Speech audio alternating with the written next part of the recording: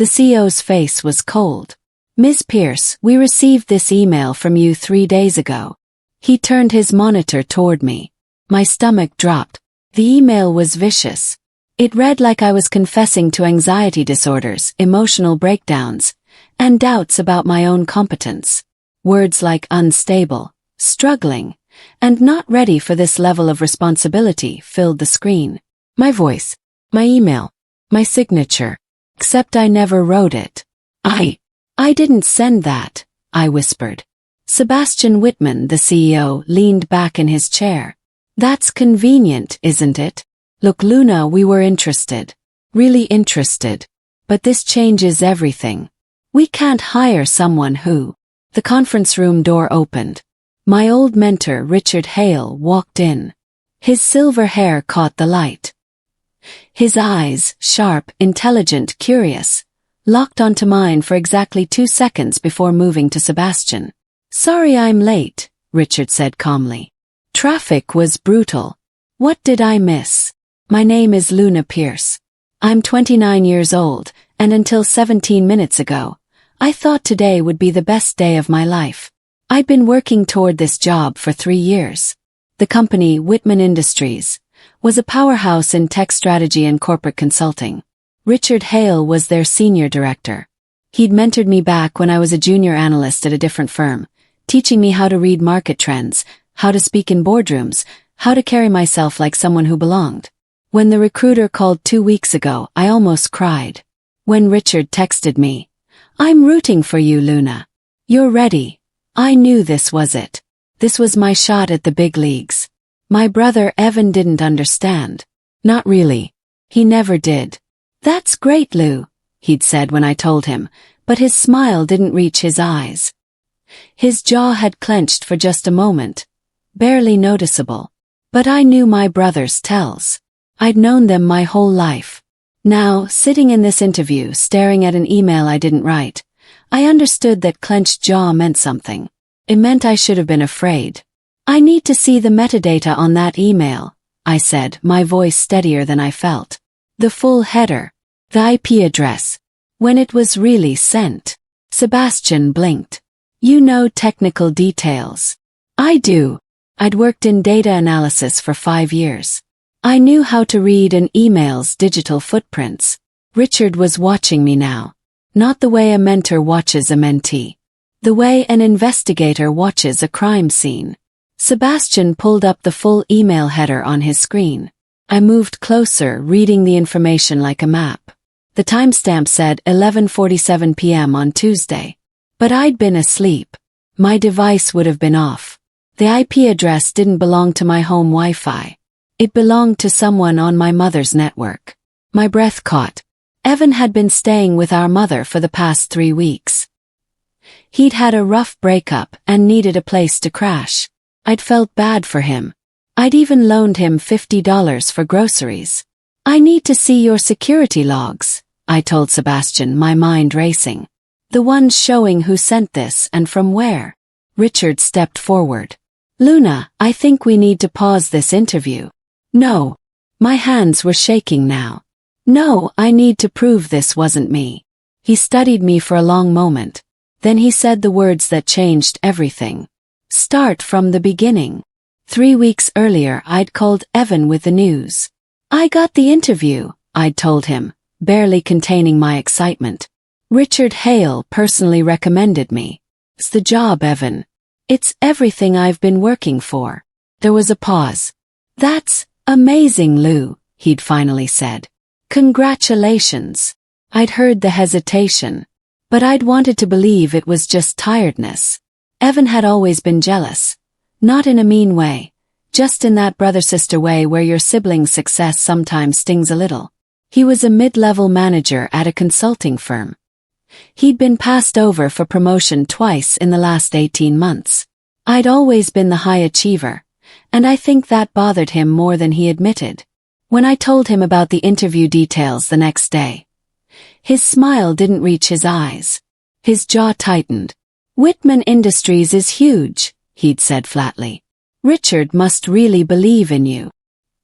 He's been my mentor for years, you know that." Yeah, I know." He'd cut me off. You've mentioned it like 100 times. That night, I'd found him on my laptop in my apartment, pretending to check email. What are you doing? Asked.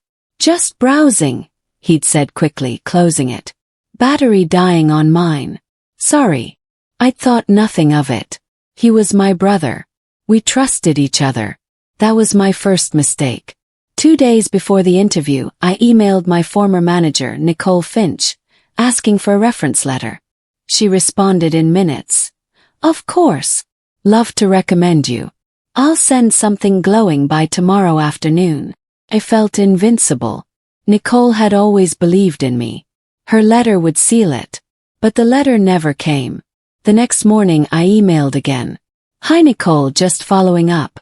Did you have a chance to send that reference? The interview is in 2 days. Her response came 20 minutes later.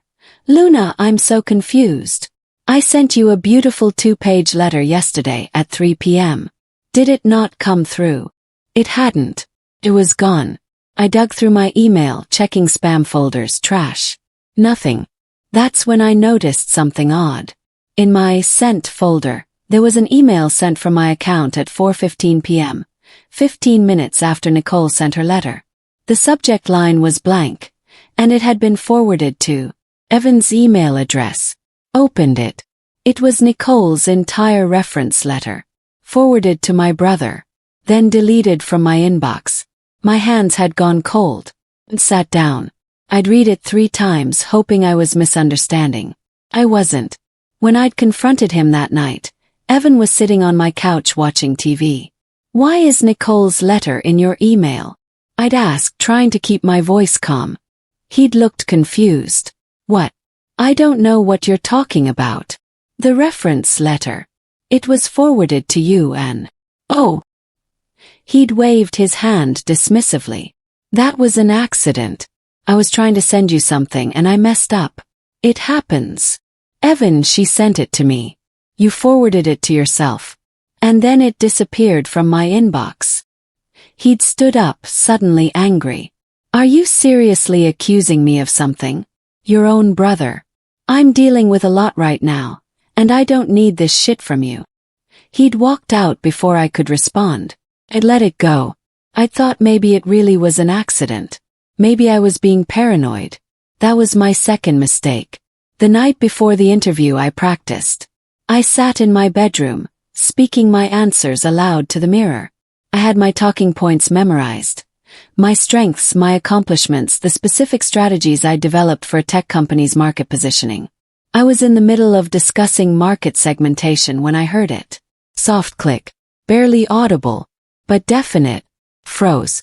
I looked at my laptop, sitting open on my desk across the room. The webcam indicator light was on. My heart started racing. The light blinks when the camera is active. Someone was recording me. I stood up slowly and walked to the desk. I grabbed a sticky note from my drawer and covered the camera lens. Then I sat down and tried to think. The laptop had been locked. I always locked it. But Evan had been here 2 days ago. He could have. Well, I was being paranoid. Right. Well, the next morning, Evan came into the kitchen where I was having coffee before the interview. Nervous? He'd asked cheerfully. A little, I'd admitted. He'd sat down across from me. You kept saying that thing about market segmentation. Like over and over. You know that's going to make you sound scripted, right? I'd stared at him. How did you? I didn't practice that out loud. Not to you. He'd smiled. You did last night. I heard you through the wall. We didn't share a wall. My bedroom was on the opposite side of the apartment. Evan. Relax, he'd interrupted. I'm just saying it sounds rehearsed. You want to sound natural. He'd left before I could respond. I'd sat there, my coffee going cold, understanding blooming like poison through my chest. My brother had been watching me, listening to me, recording me, and I still hadn't done anything about it. Richard and Sebastian were both staring at me now.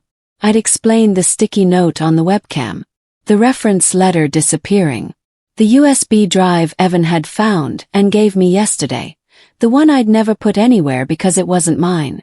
This is serious, Richard said quietly. He was in full mentor mode now, but also something else. Something harder. Do you have that drive? Sebastian asked. It's in my bag, I said. Sebastian looked like he was about to say something when Richard held up a hand. Before we go further, Richard said, I want to view the email metadata myself. Direct access to the server logs. You think her brother actually sent it? Sebastian asked.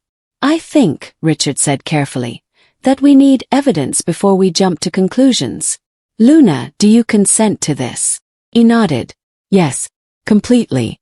I want to know the truth. Richard pulled up his own laptop and began typing. His fingers moved fast. He told me once that he'd started his career in cybersecurity before moving into strategy and management. He knew systems. He knew how to read them. His eyebrow lifted slightly. Interesting, he murmured. What? Sebastian leaned over. Richard tapped the screen. This email wasn't sent from Luna's device. Richard scrolled through the metadata with the precision of someone reading a book in his favorite language. The bounce server, he said, pointing. This one here, that's not Luna's Wi-Fi signature. And look at the timestamp variations. Microsecond delays that don't match typical email protocols. What does that mean? Sebastian asked. It means, Richard said slowly, this email was composed and sent from a different device. And the sender went through some effort to make it appear like it came from her. My throat was tight. I felt like I was watching my brother's betrayal being dissected in real time. This doesn't read like Luna's voice either, Richard added, scanning the content again. At all. Sebastian looked uncomfortable. He'd believed it was me. He'd believed my worst vulnerabilities and fears were being confessed to him. The grammar is different, Richard continued. The sentence structure. Luna writes short, punchy sentences. Strategic. Confident. This email is rambling. Self-flagellating. It's someone's idea of how Luna sounds when she's falling apart, not how she actually sounds. So someone was impersonating her? Sebastian asked. Someone with access to her accounts, Richard corrected. Someone who knew her password or found a way around it. He looked at me. Luna, who would have that kind of access? I opened my mouth, closed it. My brother, I whispered. Evan. He's staying with my mother. My mother's Wi-Fi.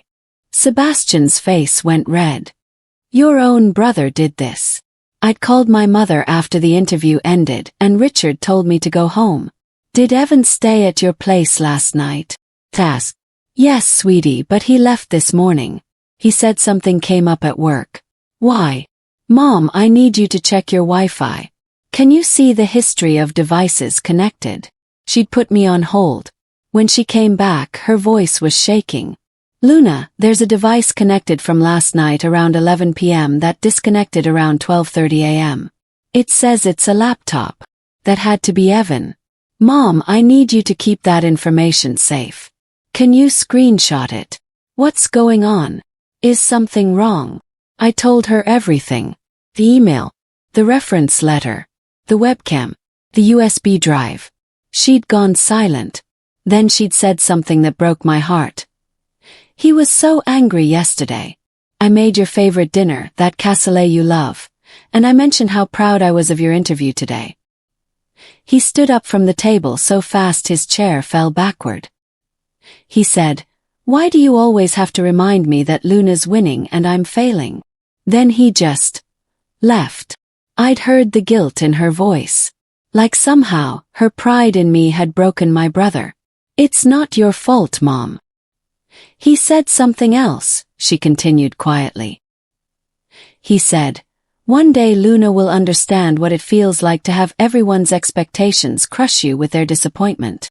I thought he was just venting. But now I understood. Evan hadn't just sabotaged an interview. He'd sabotaged me because he couldn't stand watching me succeed. I'd replayed that night over and over after the interview. Evan had come into my apartment around 7 p.m. Mind if I stay over? Mom's having people over, and it's going to be loud. Of course not, I'd said. I was nervous about the interview, but I wasn't suspicious. Not yet. He'd ordered pizza. We'd watched a movie. Everything seemed normal. Around 10 p.m. he'd yawned. I'm hitting the hay. Big day tomorrow for you. You ready? Yeah, I'd said. I think so. You're going to crush it, he'd said, and he'd smiled. But his eyes had been cold. I'd gone to bed around midnight, feeling good. Confident. Around 1 a.m. I'd gotten up for water. I'd noticed my laptop was open on my desk. I always shut it when I wasn't using it. But I'd been so tired, and Evan was here, so I hadn't thought much of it. Closed it that time. But apparently that hadn't stopped him. According to the server logs Richard was showing me, someone had attempted to reset my email password at 1:47 a.m. The attempt had failed because I'd enabled two-factor authentication months ago. But Evan had tried anyway. He'd tried to lock me out of my own email the night before the most important interview of my life. I was describing all of this to Richard and Sebastian in a conference room now. Not the interview room. The actual interview had been abandoned. I arrived at 9 a.m., I told them. I was confident. I'd prepared. And then Sebastian showed me that email, and everything just collapsed. Richard was taking notes. Not on a computer. Old-fashioned pen and paper. Did you confront your brother after you saw the email attempt? He asked. Not yet. I wanted to understand what happened first. I wanted proof. Sebastian cleared his throat. The USB drive you mentioned. Can I have my tech team examine it? Please, I said. Sebastian stepped out to make a call. Richard looked at me with something like pride. You're handling this well, Luna. Most people would be falling apart. I'm terrified, I admitted. He's my brother. But what he did. It's not okay. It's not something I can just let slide. I know, Richard said quietly. And I'm going to help you prove exactly what he did. Sebastian came back 15 minutes later with his head of IT. A sharp woman named April who looked like she'd seen every digital crime in the book. The USB drive is a cheap keylogger, April announced. Commercial grade. Records everything typed on a computer. Keystroke by keystroke. My hands went numb. He was recording my passwords. And every keystroke you made, April confirmed. Emails, searches, everything. If this drive had been plugged in while you were using your laptop, he'd have copies of your login credentials for everything. Richard's expression had turned cold. Did you ever plug that drive in, Luna? No. I threw it away as soon as he gave it to me. I had a feeling something was wrong. Richard nodded. Smart. April, what else can you determine from the email? April pulled the email header back up on her laptop. She was typing, clicking, analyzing with the speed of someone who'd done this 1,000 times. The email was composed locally on another device, she said. Not sent from a browser. It was drafted in an email client, a standard program, and scheduled to send at 11:47 p.m. The device was connected to a residential Wi-Fi network at time of sending. That would be my mother's house, I said quietly. And the email address used for sending? Richard asked. April's fingers flew. It's linked to an old recovery account for Luna's Gmail. Someone accessed that old recovery link and used it to send emails appearing to come from her. Richard's eyebrow raised. That detail mattered. Evan helped me set up my Gmail account 8 years ago, I said. He probably saw the recovery email back then. And he kept that recovery link active, Richard said. Waiting. Or more likely, he didn't even know it existed until he started planning this. April continued her analysis. The more interesting detail is the IP masking attempt. Whoever sent this email tried to bounce the connection through a proxy server to hide the real IP address. But they didn't configure it correctly. She pointed to a line of code that looked like gibberish to me. The proxy failed partway through the connection. So there's a real IP address embedded in here. She typed something and a location appeared. This IP address was active from a residential property in Portland. Address is She rattled off my mother's street address. Felt sick. It's definitely him, I whispered. He went to my mother's house and sent the email from there deliberately. Richard leaned back in his chair. He was very deliberate about this, Luna. This wasn't a crime of passion. This was planned. There's more, April said. I found traces of 4 other emails sent from that same device using the same recovery link. Someone's been monitoring her sent emails. Sebastian had gone pale. How long has this been happening? Based on the metadata, April said carefully, at least 3 weeks. Richard had gone very still. Luna, he said quietly, you said Evan found the USB drive and gave it to you. When exactly did he give it to you? Yesterday. He said, found this on the floor of your apartment. Thought you should know about it. Richard's jaw tightened. He planted it there intentionally. Why would he do that? Sebastian asked.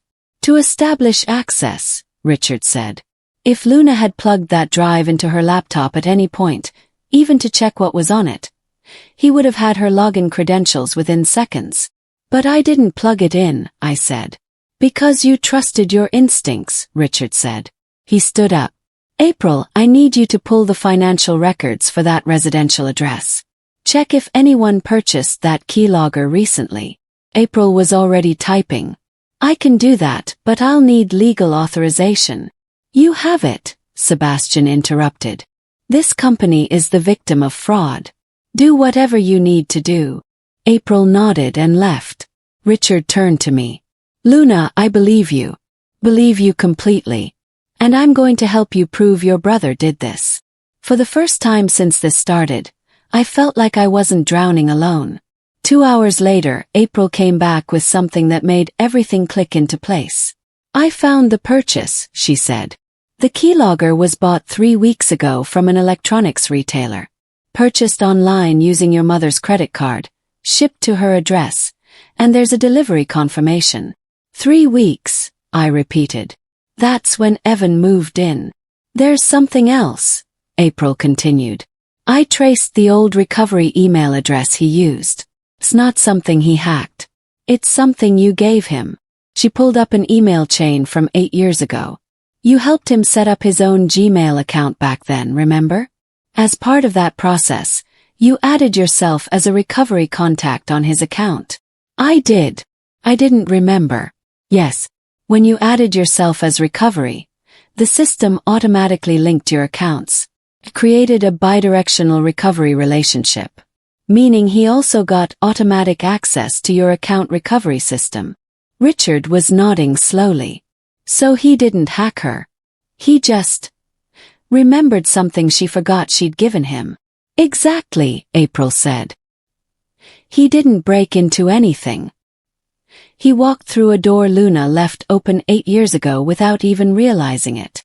Sebastian looked devastated. So the evidence just shows that he knew her? That they shared account recovery access? No, April said. The evidence shows intention.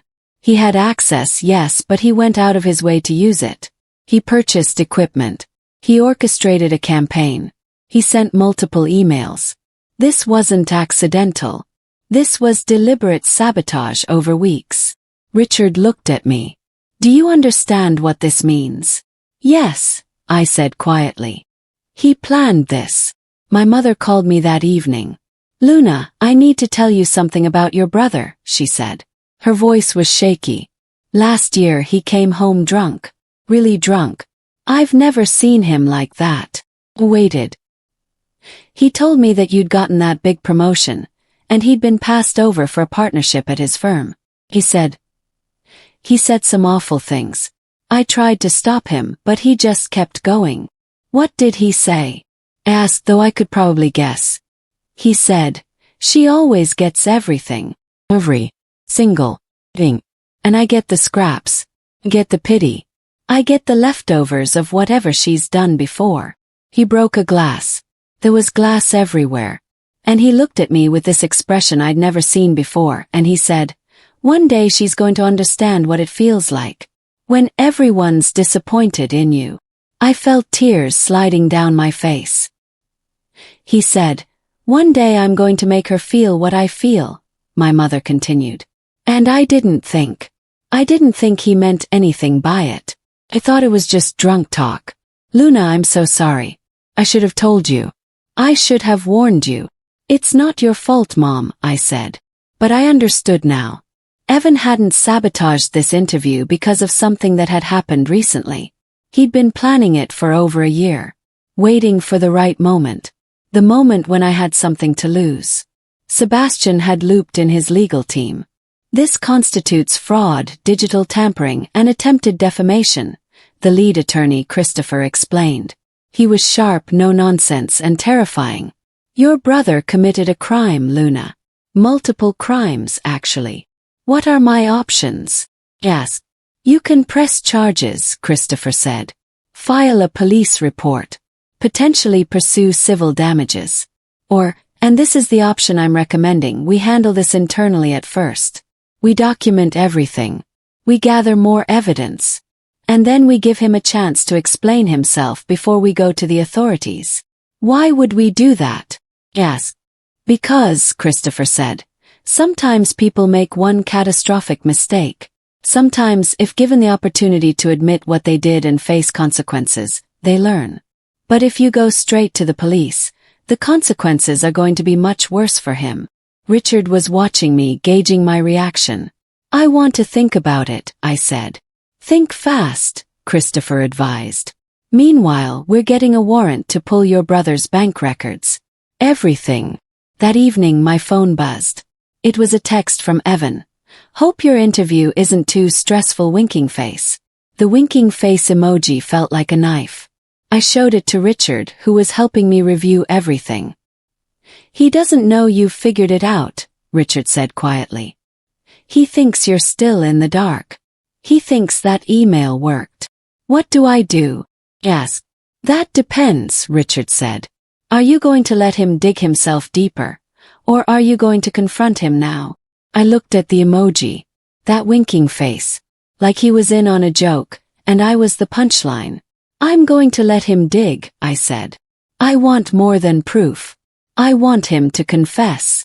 Richard nodded approvingly. "Then we need to set a trap." The next morning Richard called me.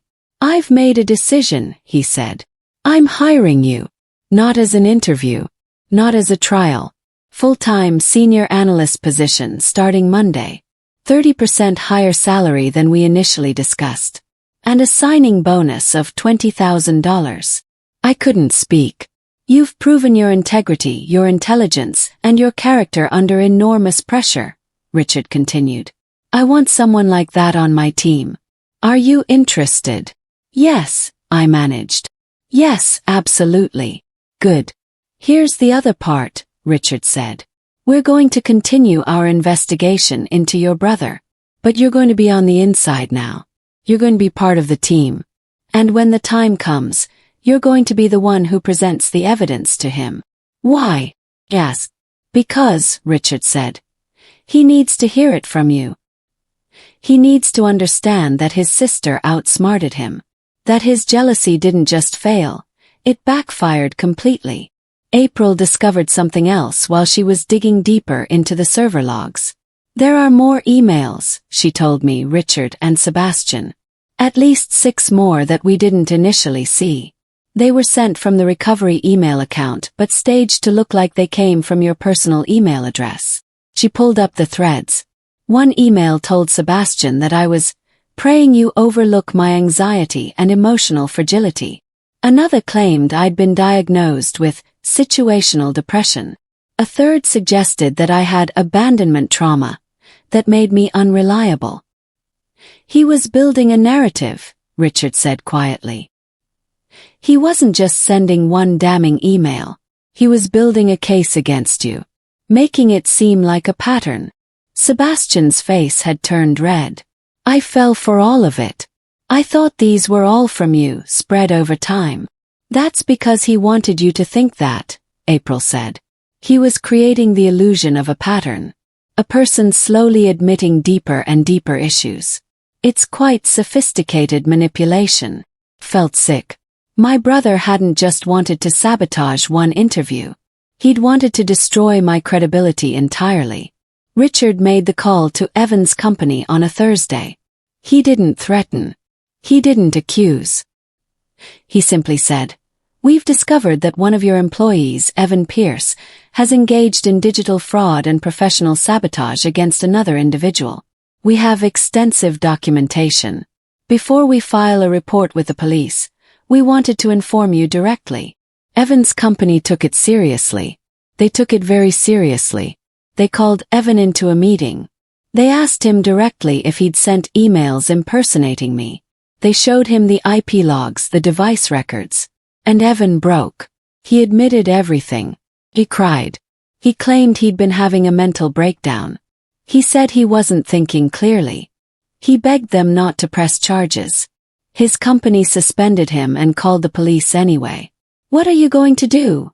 my mother asked me when she found out about Evan's suspension. "I've been thinking about that question for 3 days. I'm going to tell the truth," I said. "That's all. I'm going to tell the truth, and I'm going to let the truth speak for itself." I compiled everything, the metadata, the emails, the IP logs, the financial records, the timeline, into a clean, professional document. No emotional language. No accusations. Just facts presented clearly. Then I did something that surprised everyone. I sent it to Evan's new company, the one he'd been begging for a promotion at. In the cover letter I wrote, "I'm sending this information so that you're aware of what occurred and can make informed decisions about future employment. This isn't about revenge. It's about accountability." Evan's new company received that document on a Friday. By Monday, he didn't have a job there anymore. They'd rescinded the job offer before he even started. His current company completed their investigation by Tuesday.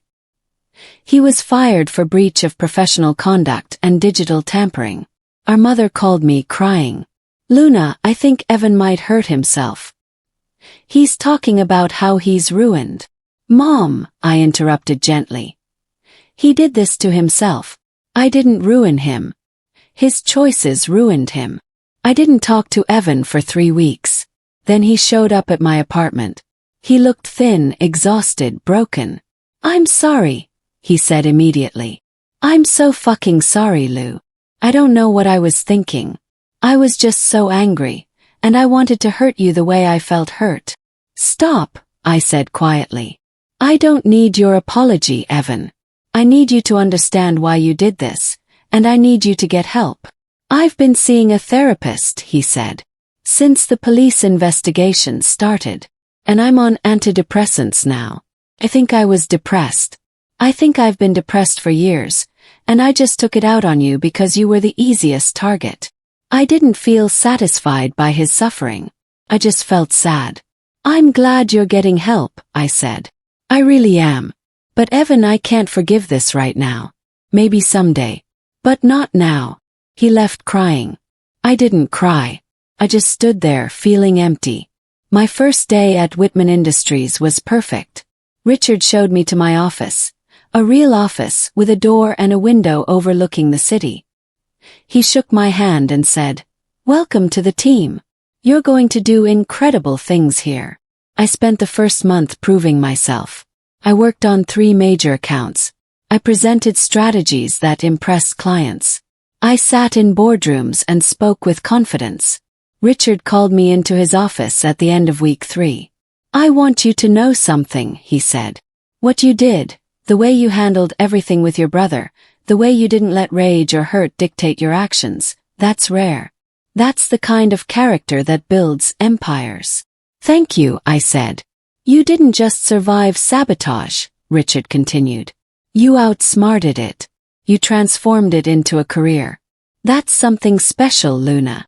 3 months later, I got promoted to senior analyst, a position that usually takes 5 years. Evan eventually found a new job at a smaller firm. He's been in therapy. He's doing better. We don't talk much, but our mother tells me he asks about me sometimes. I think he's genuinely sorry. But more than that, I think he finally understands what he did. As for me, I'm not the same person I was before.